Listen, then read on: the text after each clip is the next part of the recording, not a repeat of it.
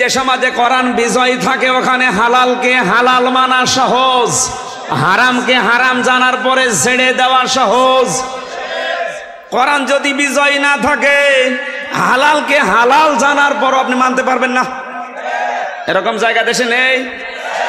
কথা বলা লাগবে। হারামকে হারাম জানার পরও ছেড়ে দিতে পারবেন না। একটার সাথে আর একটা কেমন মিল দেখেছেন। এর পরের শব্দ তো আরো আশ্চর্য। আমি মনে করছি যারা আলেম আছে এখান থেকে অনেক তথ্য আপনি নিতে পারবেন।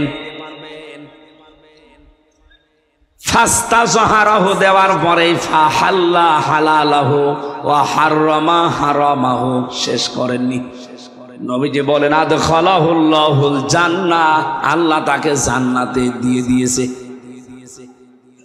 প্রশ্ন আসতে পারে আমি তো এখনো মারা যাইনি, আমার জান্নাতে দিল কি করে? অথচ এটা মাছের সিগা। এই কথা বলছেন না কেন? অতীতের শব্দ নবীজি লাগালেন, আমি এখনো মারা যাইনি, তাহলে জান্নাতে পৌঁছালাম কি করে?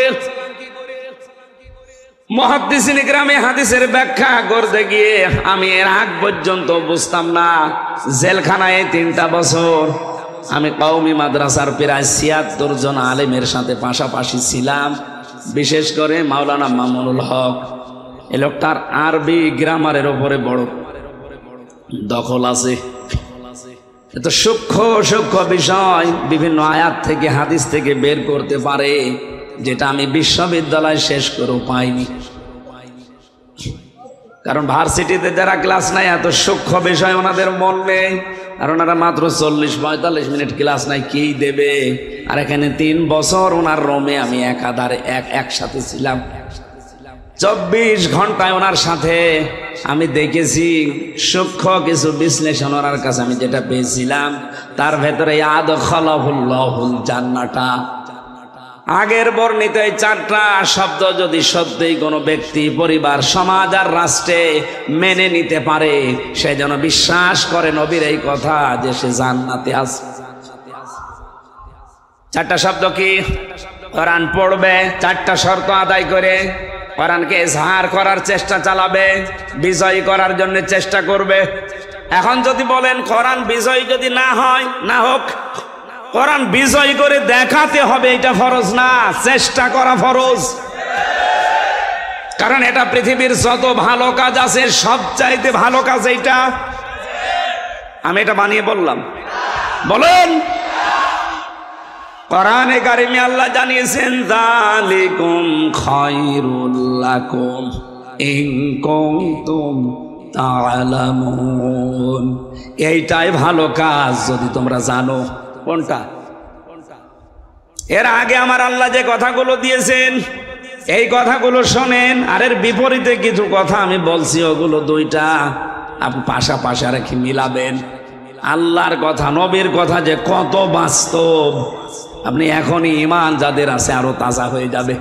আর যাদের ঈমান নেই আবু জেহেলের মতো এ কথা শুনলেই তাদের শয়তানি বাড়বে। শয়তানি যাদের বাড়বে ওদেরটা আগে বলি? হ্যাঁ, না না, পরে চলে যায়, যাক, আগে আমি একটু বসিয়ে রাখি। আদখালাহুল্লাহুল জান্নাহ বলার আগে যে 4টা শব্দ নবীজি লাগিয়েছেন হাদিসে, আপনি সত্যিই নিরপেক্ষ দৃষ্টি দিয়ে যদি মিলান, কোরআন পড়বো আমি, কোরআন ইজহার করার জন্য, বিজয় করার জন্য আজকে থেকে চেষ্টা চালাবো, এটা যে নফল কাজ না, সুন্নাত কাজ না, এটা যে ফরজ, ওয়াজিব। পৃথিবীতে যত ভালো ভালো কাজ আছে সব চাইতে ভালো কাজ আল্লাহ খায়রুল লাকুম দিয়েছেন। এইটাই ভালো কাজ বলার আগে আমার আল্লাহ জানিয়ে দিলেন, তো উমিনুনা বিল্লাহি ওয়া রাসূলিহি ওয়া তুজাহিদুনা ফি সাবিলিল্লাহ বিআমওয়ালিকুম ওয়া আনফুসিকুম যালিকুম খায়রুল লাকুম। আল্লাহ বলেন, আল্লাহর উপরে যাদের বিশ্বাস আছে আর রাসূলের উপরে বিশ্বাস আছে, এই 2টাকে সামনে রেখে জান আর মাল দিয়ে আল্লাহ আর এই জমিনে আল্লাহর বিধানকে কায়েম করার জন্য, বিজয়ী করার জন্য যারা চেষ্টা চালাবে, এটা যে ভালো কাজ আমি কি বানাচ্ছি? এই বলুন, এই আয়াতের মর্মবাণী, মর্ম অর্থ, এর আসল বিষয় উপলব্ধি করার ক্ষমতা হয়তো এখন বাংলাদেশে আমাদের হচ্ছে না। কিন্তু যাদেরকে আপনি আদর্শ বলে প্রচার করেন যে সাহাবীরা আমাদের আদর্শ, তাদের দিকে তাকান তো। হযরতে মুআয মুহাব্বিজ, ওনার এই আয়াত বুঝেছিল। এজন্য 11 বছর 13 বছর বয়সেও আল্লাহর দিন বিজয় করার জন্যে হাঁটুর উপরে, পায়ের উপরে, গোড়ালের উপরে ভর দিয়ে হলেও যাওয়ার চেষ্টা করেছে। আর আমরা আয়াতটা এভাবে বুঝি না। এজন্য হাঁটুর উপরে না, গোড়ালের উপরে না, আরো কি করে পেছন টান মারা যায় সেই চিন্তায় থাকি। আল্লাহর কসম, ভোলাবাসী, কোরআন যদি বাংলাদেশে বিজয় থাকে আর আপনি যদি হালালকে হালাল মানতে পারেন, হারামকে হারাম জানার পরে ছেড়ে দিতে পারেন, আপনি দেখবেন এ দুনিয়াটা, আমাদের বাংলাদেশটা, এ 228টা রাষ্ট্রের ভেতরে একটা মিনি জান্নাত হয়ে গেছে। আর এইটাই দেখতে বাকি আছে আমাদের এই 53 বছরে। এই কথা বলেন না কেন? এই জন্য কোরআনকে শুধু পড়া না, এটা এজহার করার জন্য চেষ্টা চালাতে হবে। আর এটা নফল না ফরজ?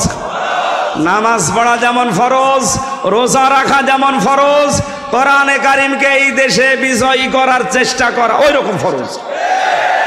এটা আজ অনেকে রাজনীতি মনে করে, দুনিয়ার কাজ মনে করে পেছন ফিরে, মুখ ফিরিয়ে থাকে। ও মনে করে যে আমি কিছু জানি না। আপনি অন্ধ আচরণ করছেন। আপনার এই আচরণ, আপনার এই মনের কথা কে জানে বলেন তো? বলেন। ভোলাবাসী একটু খেয়াল করেন তো এই শব্দটা নিয়ে।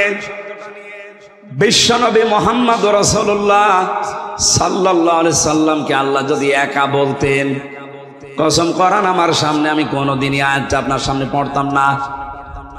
শারা লাকুম মিনাদ-দ্বীন, এই আয়াতটা 13 নম্বর আয়াত সূরা শুরার। 4 জন বড় বড় নবীর নাম আল্লাহ উল্লেখ করেছেন আয়াতে। এরপরও বিশ্ব নবীকে আল্লাহ পাক জানিয়ে দিয়েছে, নবী আপনাকে আমি এ বিষয়ে ওহী করলাম যে আমার দ্বীন কায়েম করেন, আর এ বিষয়ে কোনো মত পার্থক্য চলবে না। সুতরাং এই বাংলাদেশে যারা জামাত ইসলামী করেন, আওয়ামী লীগ করেন, বিএনপি করেন, তাবলীগ করেন, চরমনার মুরিদ করেন, আমি নিষেধ করছি না, কিন্তু আপনার জীবনের টার্গেট যেন এটা থাকে যে আল্লাহর কোরআন কি করে বিজয়ী হয়। এটা যদি আপনার মনের ভেতরে আকাঙ্ক্ষা না থাকে, আপনি জামাত ইসলাম করলেও মুনাফিক হয়ে মরবেন, চরমনায় পীরের মুরিদ হলেও মুনাফিক হয়ে মরবেন, আওয়ামী লীগ হলেও মুনাফিক হয়ে মরবেন। আপনাকে তো আমি বাঁচাতে চাই। জীবনের টার্গেট এইটা বানিয়ে নেন, কি করে এটা বিজয় করা যায়, কি করে এটা কায়েম করা যায়। তাহলে আমার হকগুলো আমি বুঝে পাবো, যেটা নিষিদ্ধ ওটা আমাকে ছাড়তে বাধ্য করা হবে। খলিফাতুল মুসলিমিন হযরত ওমর রাদিয়াল্লাহু তাআলা আনহু রাষ্ট্রের দায়িত্ব পালন করে বাড়িতে আসলেন। মনে করেন রাত 9টা-10টার সময় বাড়িতে প্রবেশ করে দেখছেন তার ঘরের বারান্দায় একটা মাসুম বাচ্চার 12 টুকরা লাশ। চিন্তা করলেন আমার দেশে কোরআন চলে, কোরআনের আইন দিয়ে আমার পরিবার থেকে রাষ্ট্র পর্যন্ত সব আমি চালাই, আর আমার দেশে আমার বাড়িতে মাসুম বাচ্চার লাশকে তাও 12 টুকরা করে রেখে গেল রাতের বেলায় কে? তদন্ত কমিটি গঠন করলেন। 3 দিন পার হয়ে গেল, কোনো রিপোর্ট আসে না। ওনার খাওয়া দাওয়া বন্ধ হয়ে গেছে। চিন্তা করছে কোনো রিপোর্ট পেলাম না, অথচ আমার এই দেশে একটা ভালো মানুষ, নিরপরাধ, নিষ্কলুষ, বিনা অপরাধে 12 টুকরা হয়ে পড়ে আছে। মাসুম বাচ্চা তো কোনো গুনাহ নেই। কে করলো এই কাজটা? রিপোর্ট যখন কেউ দিতে পারে না, ওনার চিন্তায় খাওয়া দাওয়া বন্ধ হয়ে গেছে। কারণ পৃথিবীতে সে যত বড় দায়িত্বে থাকে, কিয়ামতের দিন তার জবাব দেওয়া লাগবে অত বড়। আমি আমার ম্যাডাম তামান্না সুলতানা, আমার 2টা মেয়ে মাওয়া জান্নাত আর ফারিহা জান্নাত, এই 3 জনের ব্যাপারে আমি উকিল, অভিভাবক।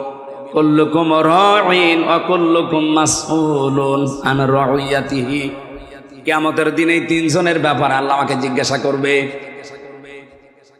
চেয়ারম্যান সাহেবের আয়ত তো আমার চাইতে আরেকটু বেশি, এমপি সাহেবের আর একটু বেশি, প্রধানমন্ত্রীর আরো বেশি। এই পৃথিবীর মোড়ল যিনি জো বাইডেনের এর আরো বেশি। কিয়ামতের দিন ওরে 750 কোটি মানুষের ব্যাপারে আল্লাহ জিজ্ঞাসা করবে, তারপরে বাকি প্রধানমন্ত্রীকে 18 কোটি মানুষের ব্যাপারে জিজ্ঞাসা করা হবে এদের হক সম্পর্কে, এরপরে বাকি কথা। আমি আমির হামজাকে মাত্র 3 জনের ব্যাপারে জিজ্ঞাসা করবে যে এদের হক আদায় করেছিলি কিনা বল, যদি সঠিক জবাব দিতে পারি বাকি অন্য বিচার শুরু হবে। প্রতিটি মানুষ যেহেতু দায়িত্বশীল, তার স্ব দায়িত্ব সম্পর্কে তাকে জিজ্ঞাসা করা হবে। অবলাবাসী হাদিসটা নিয়ে একটু ভাবেন। হযরত ওমর চিন্তা করেন, আমার জামানায় কোরআন চলে, তাও রাষ্ট্রীয়ভাবে প্রতিষ্ঠিত কোরআন, এখানে বিজয় আছে, কোরআনে সার করা আছে, কায়েম করা আছে, আর আমার দেশে এই অবস্থায় 12 টুকরা একটা লাশ পড়ে আছে, তাও আমার ঘরের বারান্দায় না। চিন্তা টেনশনে পেরেশানিতে খাওয়া দাওয়া বন্ধ করে দিয়েছে। হঠাৎ করে একটা যুবতী মেয়ে তার বাবাকে সহ রাজ দরবারে হাজির, ডাক দিয়ে বলে, খলিফাতুল মুসলিমিন, আপনি যে লাশের ব্যাপারে চিন্তিত, ওই মাসুম বাচ্চাটা আমার, আমি নিজেই ওকে 12 টুকরা করে আপনার বারান্দায় রাতে রেখে গেছি। যুবতী মেয়েকে ডাক দিয়ে বললেন, খলিফা যে কি বলো, তোমার মাথা ঠিক আছে? বলে, হ্যাঁ ঠিক আছে, আমি নিজ জ্ঞানে নিজ ইচ্ছায় সজ্ঞানে স্ব ইচ্ছায় এই কাজ করেছি, কিন্তু কেন করলাম এটা আপনাকে জানা লাগবে, তারপরে আপনি রায় দেবেন। আমি আমার বাবাকে নিয়ে বসবাস করতাম জঙ্গলে, 4 জন যুবক মানুষ তারা গেছে ওই জঙ্গলে শিকার করার জন্যে। আমি গোসল করে আসছিলাম, আমাকে দেখে শেষ পর্যন্ত ওরা যৌবনের তাড়নায়, শয়তানের ধোঁকায়, নফসের জালে পড়ে আমাকে তারা শেষ পর্যন্ত আমার সম্ভ্রম নষ্ট করে ফেলেছে। এখান থেকে শেষ না, চিন্তা করলাম আমার এই সন্তানটার বাবা তো একজন না, বাবা কয়জন বলেন না কেন? 4 বাবার ছেলে মেয়ে হলে ভালো হবে। সন্তানটা জন্ম নেওয়ার পরে আমি চিন্তা ভাবনা আরো বেড়ে গেল যে এর তো আসলে কোনো দোষ নেই, দোষ তো ওই মানুষগুলোর, এত নিষ্পাপ মানুষ। দুনিয়াতে আসার পরে আমি চিন্তা করেছি এর দোষ নেই, কিন্তু কোরআনে কারীম আমাকে বারবার ডাক দিচ্ছে, অতুল্লিম বাদা যালিকা জানিম। আল্লাহ পাক বলেন, হে নবী, এ পৃথিবীতে ডাইরেক্ট ইনডাইরেক্ট কোরআনের বিরুদ্ধে যারা আছে আপনি দেখবেন ওই মানুষগুলো যার সন্তান এ দেশে নেই। ক্ষমতার দোহাই দিয়ে হোক, প্রভাব প্রতিপত্তির দোহাই দিয়ে হোক, আইনের বলে হোক, কোরআনের বিরুদ্ধে যারাই অবস্থান নেবে আপনি পেছনে হাত দিয়ে খোঁজ খবর নিয়ে জানবেন, দেখবেন ওর জন্মে ঠিক নেই, সে যেই হোক। কোরআনে কারীমের আয়াত আমাকে বারবার আমাকে তাড়া দেয় যে তোমার এই সন্তান তো ঠিক আছে, নিষ্পাপ, কিন্তু এর বাবা তো ঠিক নেই। কয়জন? 4 বাবার সন্তান কি হয়? জারজ। বলেন না কেন? আমার সন্তান জারজ হয়ে বড় হবে, ও বড় হওয়ার পরে কোরআনের বিরুদ্ধে অবস্থান নেবে, আর আমি মা হয়ে ওই বয়সে বসে বসে দেখবো না, ওই বয়স চাওয়ার আগে ওরে আমি দুনিয়া থেকে বিদায় করে দেই। এই জন্যে কোরআনে কারীমের এই আদেশ আমার সামনে, এ কারণে টুকরা টুকরা করেছি 12টা। মনে করলাম আমার তো বিচার হওয়া দরকার, কারণ মানুষ হত্যা করে যদি বিচার না হয়, কোন বিচার কোরআনে কারীমে যেটা 500টা আইন আল্লাহ দিয়েছেন, এই 500 আইনের একটা আইনও যদি আপনি লঙ্ঘন করেন, আর ওই আইনটা যদি দুনিয়াতে বিচার সঠিকভাবে না হয়, কিয়ামতের দিন ওই বিচার আল্লাহ ডবল করে করবে। আমি বোঝাতে পারিছি? পৃথিবীতে কোনো কোরআনের আইনের কোনো বিচার যদি আপনি না পান, যে কোনো কায়দায় বেঁচে গেলেন, কিয়ামতের দিন আমার আল্লাহ যদি ওই বিচার করে ডবল করে করবে। আর কোরআনে কারীমের 500 আইন এর বিরুদ্ধে অবস্থান নিয়ে পৃথিবীর জমিনে যদি আপনি কিছু করে থাকেন, কোরআনের আয়াতের ব্যাখ্যায় তাফসিরে আমি পড়েছি 2টা শাস্তি আপনাকে আল্লাহ দুনিয়ায় দেবেই। এটা আছে সূরা তহা 16 নম্বর পারা 19 নম্বর পৃষ্ঠা 12 নম্বর লাইনের 124 নম্বর আয়াতের ব্যাখ্যায় ওমান আ'রাদা আন যিকরি ফাইন্না লাহু মাঈশাতান দঙ্কা ইলা আখির আয়াত। দলিলগুলো লম্বা করে ব্যাখ্যা করে বলতে গেলে আমার আসল উদ্দেশ্য শেষ হয়ে যাবে। আল্লাহ এখানে জানাতে চেয়েছে দুনিয়াতে আল্লাহর আইন বাদ দিয়ে, আল্লাহর বিধান বাদ দিয়ে কেউ যদি উপায় করে টাকা পয়সা ধন সম্পদ, আমার আল্লাহ বলেন ওর জীবন আমি 1 নম্বরে দঙ্কা সংকীর্ণ করে দেব। ওর উপায় আয় উন্নতিতে কোনো বরকত থাকবে না। আপনাদের এই সমস্ত জেলাগুলোর খবর আমরা অনেকগুলো বিষয় জানি, আমি নাম নিয়ে বলতে পারছি না। তাই অনেকে চেয়ার পাওয়ার পর এই 15 বছরে এত জমির এত টাকার মালিক হয়েছে সে নিজেও জানে না। আয়াতের ব্যাখ্যায় যে 2টা শব্দ পেয়েছি কোরআন দিয়ে, আমি কি বলবো না গোপন করে দেব? না বলি আমি আবার 3 বছর চাই। আপনারা কানে হাত দিয়ে থাকেন, আমি বলে ফেলি। অবৈধ ইনকাম যারা করছেন করেছেন, 1 নম্বরে শাস্তি তাদের। দুনিয়াতে ওই সম্পদ আপনাকে আল্লাহ ভোগ করতে দেবে না। ভোগ করতে যে দেখছে না, আপনি দেখতে পাচ্ছেন না? কথা বলে না কেন? একটা জেলার শুনলাম 4 ভাগের 1 ভাগে তার কি খাওয়া খেয়েছে। একটা জেলার 4 ভাগের 1 ভাগ যদি একজনের হয়, তো বাকিগুলো কি ঘাস কাটছে? এ বিশাল সম্পদের মালিক কিয়ামত পর্যন্ত হায়াত পেলেও তার হওয়ার কথা ছিল না, কারণ তার যে বেতন আমি তো জানি। আমি সেই 11 সাল থেকে প্রশাসনের সাথে আছি, কারণ আমি 11 সালে প্রথম গ্রেফতার হওয়ার পরে ওসি সাহেবকে পড়াতাম। ওনার ওই জায়গা থেকে একেবারে আইসি পর্যন্ত যত সিস্টেম আছে সবগুলো আমার আয়ত্ত করা আছে। কার কি পজিশন, কার কি টাকা, যে হিসাব এখন বের হচ্ছে, যে বাস্তবতা আমাদের সামনে আসছে, আমরা দেখতে পাচ্ছি। এই লোকটা যদি কিয়ামত পর্যন্ত হায়াত পায় আর ওই বেতন নিয়ে যদি চলে, এই সম্পদের মালিক হওয়া তার দ্বারা আরো কঠিন, কারণ তার আরো খরচ নেই। আর ওনারা যে সমস্ত ভিআইপি জায়গায় থাকে, আমি যে ওসিকে পড়াতাম, ওনার বেতন ওই সময় ছিল মনে হয় 42,000 টাকা। অথচ ওনার স্ত্রী আর সন্তান 2টা ঢাকাতে যে বাড়ি নিয়ে থাকে, ওই বাড়ির ভাড়াই হচ্ছে ওই সময় 11 সালে 52,000 টাকা। বেতন কত? আর বাড়ি ভাড়া, বাকি টাকা আরো নেই। খাওয়া দাওয়া আছে, ছেলে মেয়ের কলেজে বিশ্ববিদ্যালয়ে লেখাপড়া আছে, আর তার ম্যাডামের যে সাজ, সব মিলে মনে হয় 2.5 থেকে 3 লাখ টাকা না হলে মাস যাওয়ার কথা। বেতন কত? ও বেতন যাওয়ার পরও আরো ফেরেশতারা দিয়ে যায়। আমি একদিন পড়াচ্ছিলাম, প্রতি জমার দিন পড়াতাম, লা তাকুলু আমওয়ালাকুম বাইনাকুম বিল বাতিল, যে ঘুষ খাওয়া যাবে না। এই আয়াতটা হঠাৎ করে একটা লোক ব্রিফকেসের ভেতরে 10 লাখ টাকা নিয়ে ওনাকে বলছে, স্যার এই হাদিয়াটা রাখেন আর আমার ওই মাল ছেড়ে দিন। আমারে বলছে, হুজুর নেবেন মানে আপনারে পড়ালাম কি, আর আজকে সেই ঘুষের আয়াত। এতদিন যাই পড়িয়েছি, আজকে ঘুষের আয়াত পর্যন্ত এসেছে সূরা বাকারা, আর আপনি আজকে এই জিনিস পেয়েছেন। আমারে বলছো, হুজুর এটা তো ঘোষ না, এটা তো হাদিয়া। আপনার সরকার দেয় না। ওই সময় দেখলাম গরম দিলে লোকটারে, বেটা বেয়াদব, আমি কোরআন শরীফ পড়ছি আর তুমি। ওই সময় দেখলাম তাড়িয়ে দিল। পরে নিয়েছে কিনা আমি জানি না। এইরকম হাদিয়া যদি মাসে 10টা পায়, ওর 42,000 টাকা নেওয়া লাগে। কথা বলে দেখেন, বাংলাদেশের 2টা থানায় সবচাইতে বেশি ক্রাইম হয় এখনো পর্যন্ত, সিলেটের বিশ্বনাথ আর কুষ্টিয়ার মডেল থানা।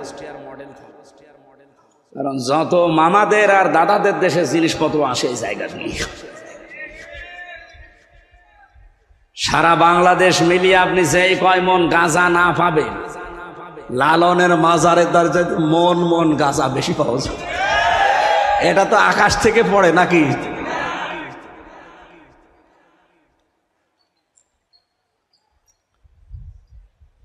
এই জন্য ওনার যে বেতন আছে, ওনার তো সংসার আছে, ছেলে মেয়ে আছে, স্ত্রী আছে, মা বাবা আছে, সব খরচ মিটিয়ে তারপরে তো আপনি জমি কিনবেন। পাবেন কোথায়? পাবেন না। এই জন্যে বলছি কিয়ামত পর্যন্ত হায়াত পেলেও আপনি ওই জায়গায় যেতে পারেন না। তারপরও যখন গিয়েছেন আয়াতের বাস্তবতা দেখেন, দুনিয়াতে আল্লাহ সেই সম্পদ তাকে ভোগ করতে দিচ্ছে না। এই কথা বলা লাগবে। আমি কি ১৫০০ বছর আগের ওয়াজ করছি? ২-৩ দিন আগের। বাকি দুনিয়াতে আল্লাহ এমন একটা চরম শাস্তির ভেতরে আপনাকে ফেলবে, যেটা দেখে দুনিয়া আটকে উঠবে, যেটা ঝিনাইদার একজনের ব্যাপারে আমরা দেখলাম। আরো আসতে বলেন। সারা বাংলাদেশ না পৃথিবী হতভম্ব হয়ে গেছে। এ মহিলা তো ১২ টুকরা করেছিল, আর ওর লাশ যে কত টুকরা টুকরা হয়েছে এখনো পর্যন্ত কোনো খোঁজ নেই। ছেলেমেয়েরা প্রতিদিন হায় হতাশ করছে, কান্নাকাটিতে, এক টুকরা লাশ অন্তত দেন, একটু জানাজা পড়ি। আজকে ইন্টারনেটে দেখলাম কলকাতায় একটা সড়ক গাছের সাথে 2টা বিসি ঝুলিয়ে রেখে বলছে এটা অমকের বিসি। কোথায় নামিয়েছে চিন্তা করেছেন? বিসি যদি ওর না, ওটা মনে হয় ছাগলের বিসি হবে, কারণ যে সাইজ দেখলাম ওটা ওর বেশি হওয়ার কথা না। ওটা কোনো ছাগলের বিসি হবে, গাছের সাথে ঝুলিয়ে নিচে লিখে দিয়েছে অমকের বিসি। পৃথিবী আটকে উঠেছে।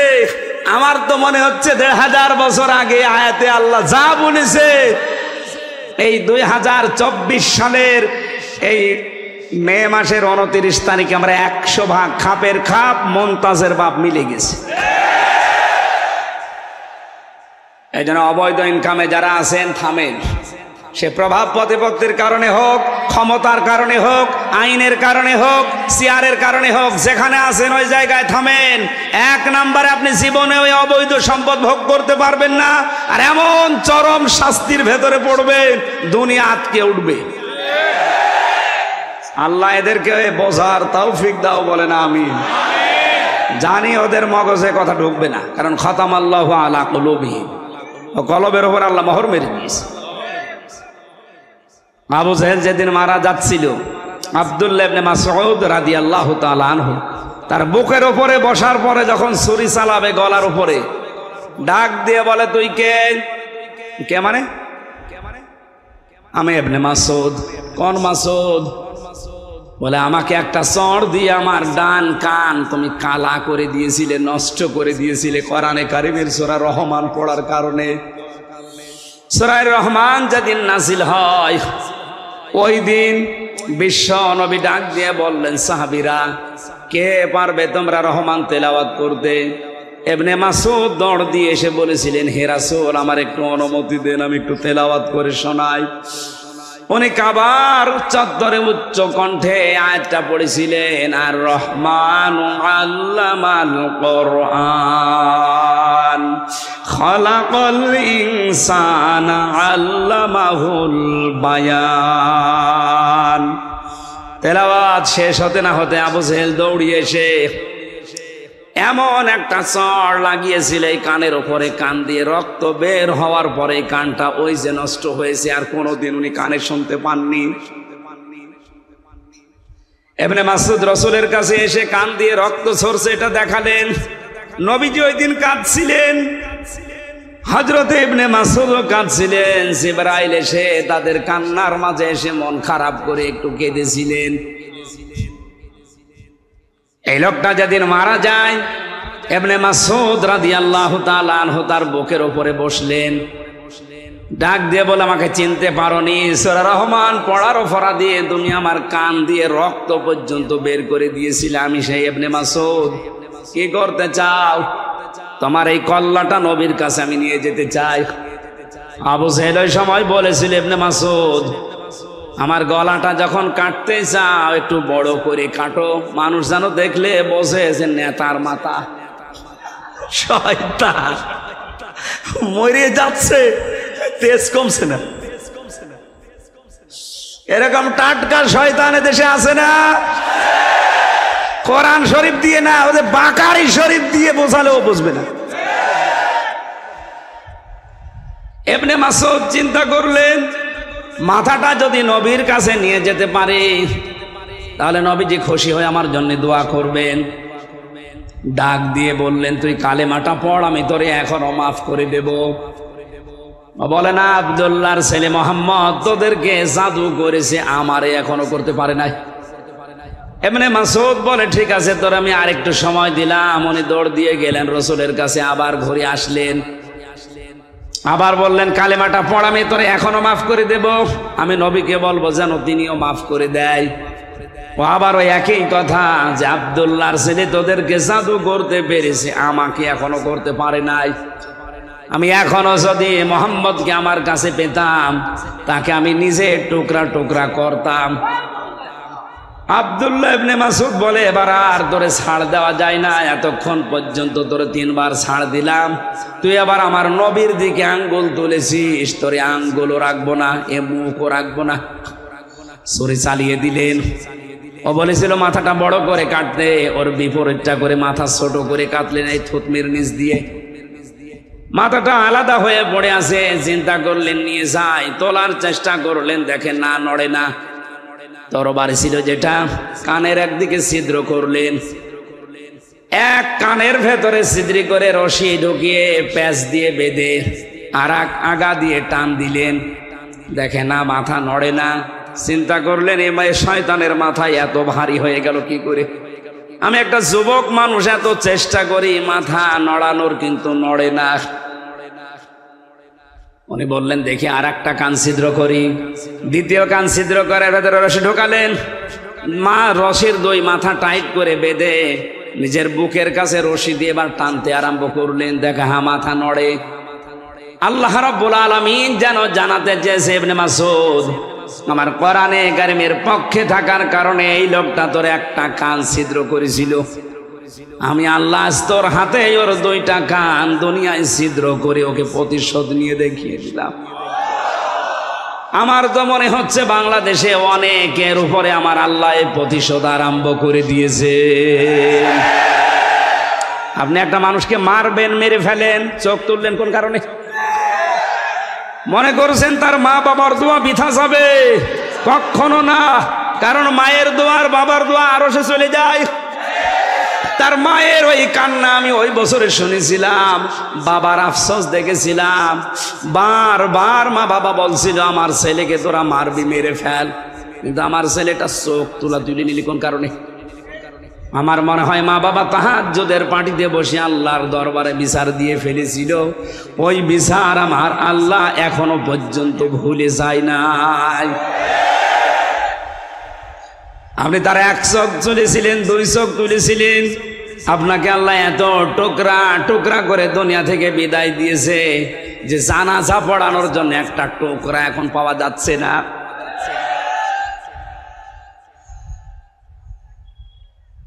ভোলাবাসী যুবতী মেয়েটা ডাক দিয়ে বলে, খলিফা, আমি চিন্তা করলাম দুনিয়াতে আমি হত্যা করলাম, হত্যার বিচার যদি না হয় তাহলে কিয়ামতে আল্লাহ বিচার ডবল করে করবে। সুতরাং আমি যেন বিচার তাড়াতাড়ি পাই, এই কারণে আপনার বারান্দায় রাতের বেলা চুরি করে লাশটা রেখে গেছি। হযরত ওমর বললে, মেয়েটা তুমি কেন এই 3 দিন তাহলে আসলে না? আমার চিন্তায় খাওয়া দাওয়া বন্ধ হয়ে গেছে। মেয়েটা বলে, খলিফা, জানের মায়া আমারও আছে। ছেলেটা হত্যা করার পরে আমি মনে মনে ভাবছিলাম যে না, মনে হয় বেঁচে যেতে পারবো যদি ধরা না পড়ি, কিন্তু কোরআনে কারিম আমাকে বাঁচতে দিল না। বারবার যেন আমাকে তাড়া দিয়ে বেড়ায় যে তাড়াতাড়ি দুনিয়ায় বিচারটা করে ফেলো। আমি এসেছি, আপনি জলদি করে হায়াত থাকতে আমার বিচারটা শেষ করেন, মরণের পরে যেন বিচার আর আল্লাহ ডবল করে করতে না পারেন। হযরত ওমর রায় দেবেন, হঠাৎ তাকিয়ে দেখলেন ওই 4 জন যুবক এসে হাজির। ডাক দিয়ে বলে, তোমরা কারা? বলে, আপনি যে বিচারের রায় দেবেন বলে দাঁড়িয়েছেন, বসে আছেন, ওই বিচারের আসল আসামি আমরা 4 জন। এই মেয়েটার কোনো দোষ নেই, গোসল করে আসছিল, এই জন্য ওর যৌবনের দিকে তাকিয়ে আমরা শয়তানের ধোকায় নফসের জালে পড়ে পাগল হয়ে অনমাদ হয়ে আমরা এই কাজ করে ফেলেছিলাম। হযরত ওমর ডাক দিয়ে বলে, যুবকেরা তাহলে 4 দিন তোমরা আসলে না কেন? 3 দিন পার হয়ে গেল।